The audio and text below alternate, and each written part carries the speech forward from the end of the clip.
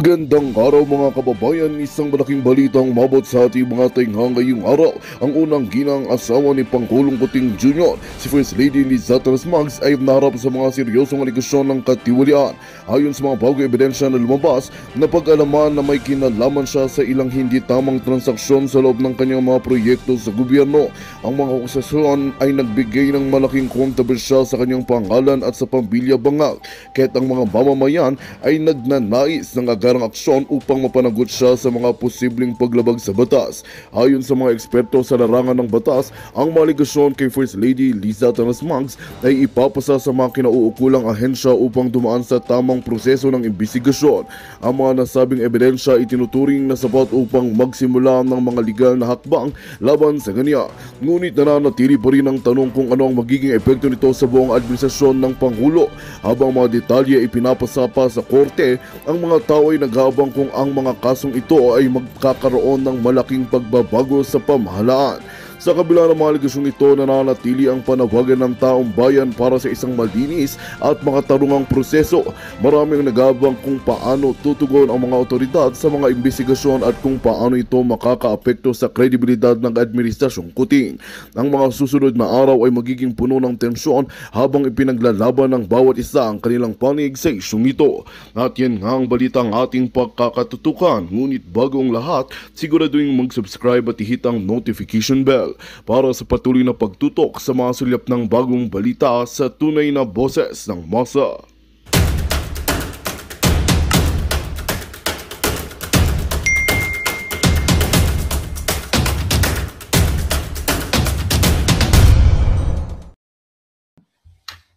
Nakita niyo ba yan? Ayan ang lola niyo ang lola niyo bodyguard. So kaya nga sabi ko dyan ay may bago ng si SPG, si Vice President Sara. Hindi yan na kailangan ng mga, but seriously, matagal na nga din isolve yan ng AFP, ng Bangag Administration, ang SPG o yung security guard, okay, personnel ni Vice President guard ni Vice President Sara Duterte. Alam niyo mga kababayan, for 2 weeks yata, kailan ba ako nag-travel? 21. So halos may kita ko 2 linggo sa the Netherlands. Talagang grabe po. Pag-usapan muna natin yung pagmamahal ng mga kababayan natin. So, doon sa mga palangga ko, dyan sa the Netherlands, not only sa the Netherlands, pero yung mga nagta-travel from different places of the world, talagang grabe po ang inyong pagmamahal at suporta. Thank you so much. Huwag tayong tumigil. Huwag nating tigilan ang pagpoprotesta o pagbibigay ng sentimiento, mga boses natin sa iba't ibang bahagi ng mundo. Kasi dito natataranta ang mga jutang ginimes na mga bangag. Alam ninyo, na-witness ko, nakausap ko ang mga kababayan natin, London, UK, Croatia, sila Mark, thank you. June, kung marami pang, dahil di ko na po kayo mabigyan ng mapangalan ng lahat, but si Tata Abasera na nagbigay ng tsokolate, Tata, kakakain ko lang ngayon lang, tinikman ko. Thank you so much sa lahat po na nagbigay ng mga sweets sa akin, sa amin. Thank you. I appreciate it so much. Ayan, kay dadaba na naman ng lola ninyo. But, okay. So, alam ninyo, ang ikukwento ko sa inyo, doon mismo sa ground zero, doon sa ground, talagang ang pagmamahal ng Pilipino kay Pangulong Duterte ay walang katumbas. Hindi kayang pantayan ng mga trolls, ng mga binabayaran dyan sa Pilipinas na mga, na binibigyan ng ayuda ni Bangag para lang siya mahalin o para lang siya mag-cheer. Walang katumbas na tunay na pag-ibig ang pinamalas ng ating mga kababayan. Magsimula doon sila Bishop, sila Mayet na nakita ko, nagkasama kami, nag-check-in din kasi kami sa Marriott. Ang dami kong mga nakasabay doon na mga Pilipino na from from iba't ibang part ng mundo na sa Marriott, doon sa ibang nakadalawang place kasi kami. So, talagang nag-travel sila para sa kay Pangulong Duterte at pagmamahal sa bayan. Kasi pag sinabi mong mahal nila si Pangulong Duterte, mahal nila si Vice President Sara, mahal nila yung Pangulong Duterte, ang pamilya Duterte, kaya nandoon sila, ang ibig sabihin nun, mahal nila yung bayan. Bakit? Bakit sila nag-spend ng pera? Dahil nakita nila yung magandang ginawa ng mga Duterte sa bayang Pilipinas. Hindi yan kayang tumbasan ng mga bangag. Kahit ipamudmud pa nila lahat ng pera. Okay, actually hindi naman nila ipapamudmud lahat ng pera. Kahit magpamudmud pa sila ng mga ng mga barya-barya sa bawat Pilipino, 500, 1,000, 2,000, 5,000, hindi po kayang pantayan ang ipinamalas na pagmamahal ng ating mga kababayan dyan sa ICC at sa iba't ibang bahagi ng mundo. Ako nga po, may invitation ako sa mga taga-Belgium, sa Croatia, sa UK, in-invite nila ako. Pero hindi talaga kaya ng katawang lupa ako dahil dung Saturday dyan, doon yung time na umalis ako talaga. Dapat nga dadaan pa kami nung may event kasi dyan, hindi na kinaya dahil talagang hindi na kaya ng time namin. But don't worry at you'll never know, makabalik din ako kaagad dyan at makatravel sa iba't ibang panig ng mundo kasi ang dami talagang invitation. Mga Miss Marlica, please come here. May ganito kaming event. Hanggang ngayon, patuloy ang kanilang mga events. So, gusto ko lang sabihin sa inyo na nakakataba ng puso, nakakatuwa, na nakakaiyak. Yung talagang mixed emotions eh. Happy kami dahil pinakita ng milyong-milyong Pilipino sa iba't ibang bahagi ng mundo ang pagmahal kay Pangulong Duterte, ang pag-celebrate only the former President Rodrigo Roa Duterte ang nakagkaroon ng ganyang celebration in history sa ating bayan. I don't know, maybe in the world. Diba? Walang ganyan si Bangag. Dahil si Marcos Jr. ay isang addictus. Walang magtsatsaga na Pilipino na mag-spend ng pamasahe sa iba't ibang panig ng mundo, mapunta lang kung sa, let's say, sa Dahig, sa Netherlands, kung ang presidente mo ay bangag. Isinusuka ng Pilipino si Marcos Jr. sa lahat ng kanyang panggigipit. Diba? Puro panggigipit, puro pangingidnap, ang kapal ng mukha ng buwaka ng inang yan at 10 ng mga kasamahan niyang mga mananagot kayo sa bayan. Lahat kayo, tandaan ninyo. Sabi nga, ay bilog ang mundo. Sa lahat ng pang-aapi nyo, pananakot ninyo, magbabayad kayong lahat sa batas. Tandaan nyo yan. So gusto ko lang talagang bigyan ng papuri kayo po lahat sa iba't ibang panig ng mundo na nagpamalas. Grabe ang hirap at ang hirap tiis talaga ninyo na ipanamalas, although happy tayo, 'di ba?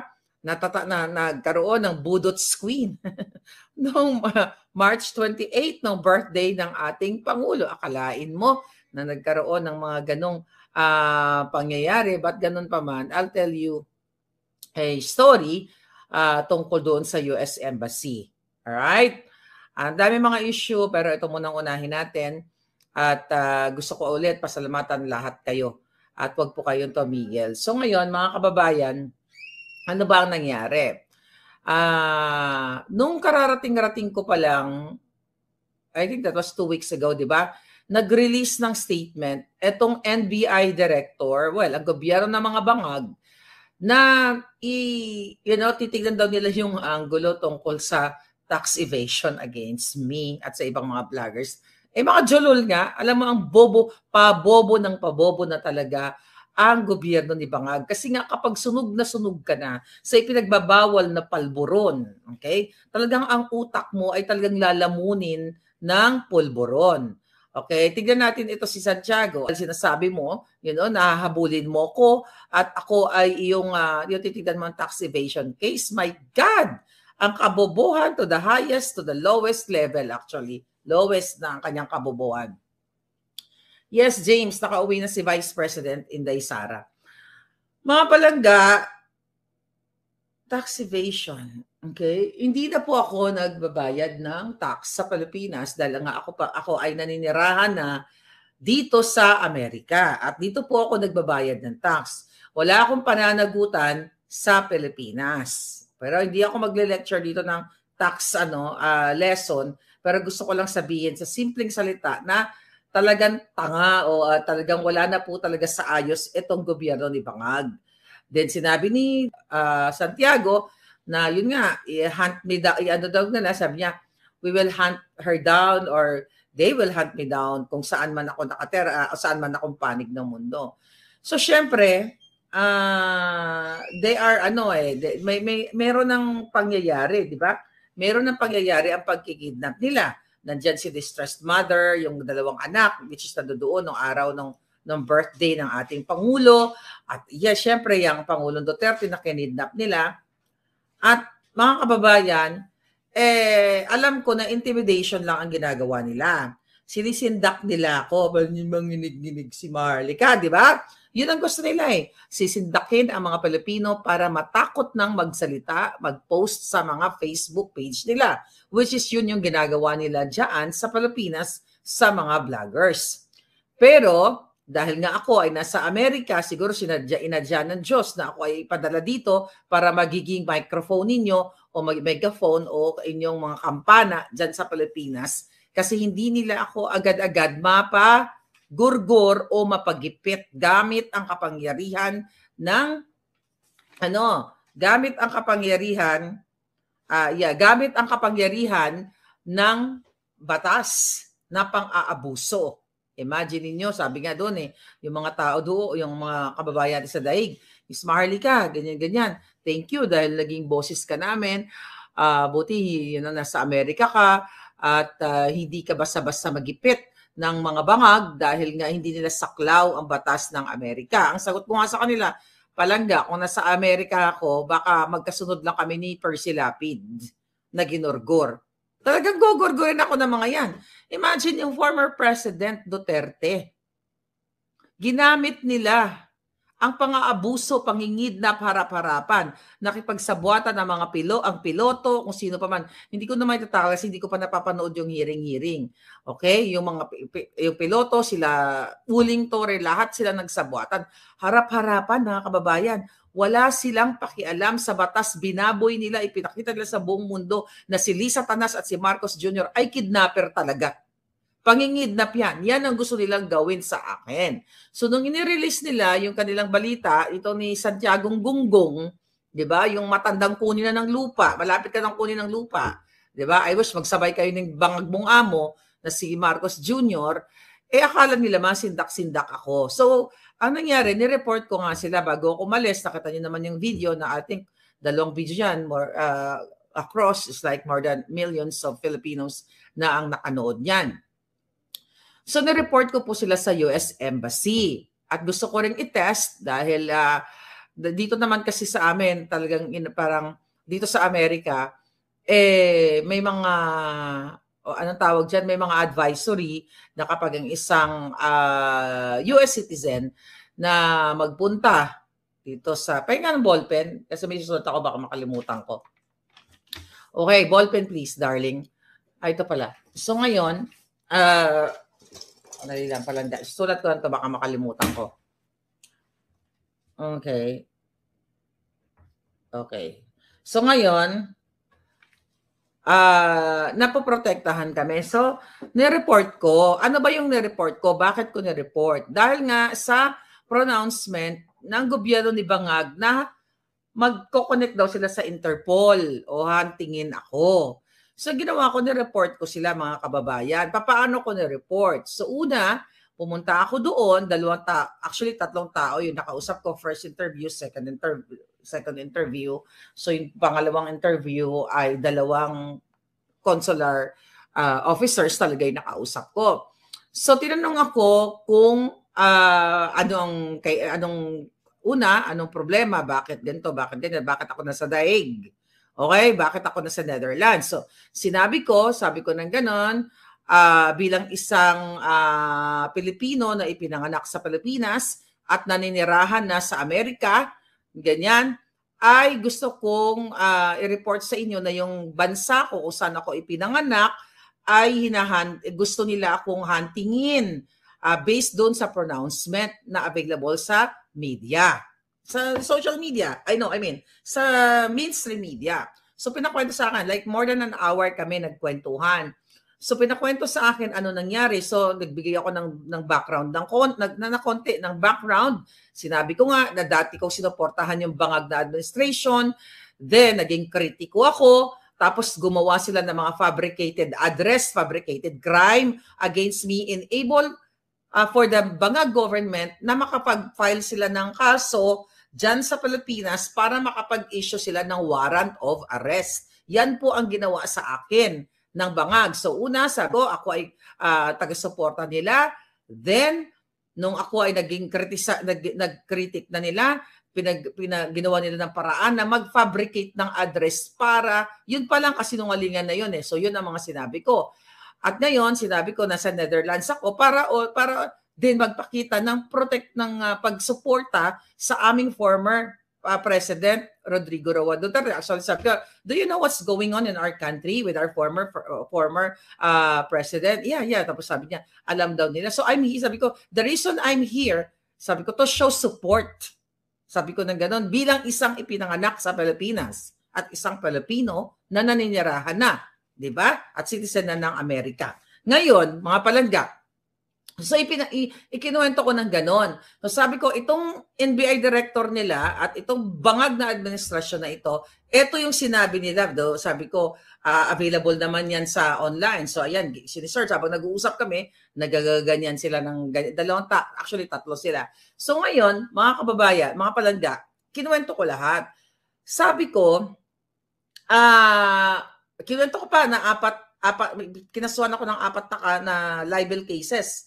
Na civil cases dito sa Amerika, sa California. So, pinapakinggan nila ako. Tapos sabi niya, na-report mo na, tapos yung death threat. Kinuwento ko na may death threat sa akin ang gobyerno ni Bangag. Prior to that pronouncement na ipapahunting nila ako at sabwat daw sila sa Interpol, sinabi ko na meron na akong, mayroon ng kaso dito sa California. Tapos yan nga ako, sabi, at saka yung death threat. Tinanong ako, na-report mo na ba ito sa FBI?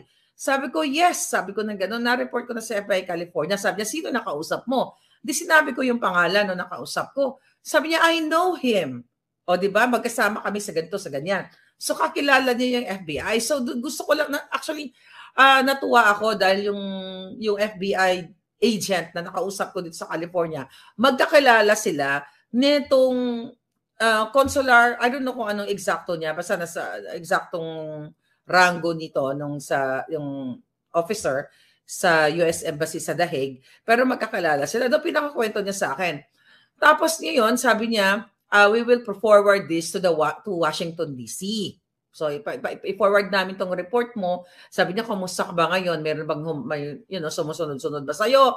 Mayroon ka bang nakikita? Kasi ano ang kailangan mong suporta? Ano kailangan mong assistance sa amin? Ganyan. Sabi ko, so far, I'm okay. Sabi niya, alam ba nila kung saan ka, pinapublish mo ba kung saan kang hotel o saan ka nakatira? Sabi ko naman sa kanya, no. Sabi ko ng ganon, hindi ko pinapublish. That's good. Sabi ng consul, ng officer. So, maraming pinagkwentuhan tungkol sa kaso. Kinuwento ko si Bangag, sabi ko, alam mo, kasi ako yung nag-expose ng Bangag video. Sabi kong ganon. Pero na-forward ko na to sa US, even forwarded to the White House. Kung ano-ano mga sinabi ko, kung ano yung mga ginawa ko dito. Sabi ko, actually, kaya galit na galit sila sa akin dahil yung video na yon at yung authentication ay ginamit ng former spokesperson ng Pilipinas, which is si Harry Roque, para gamitin yung dokumento, yung authentication sa kanyang asylum visa dito sa Netherlands. So talagang nakikinig sila, dokumentado talaga lahat.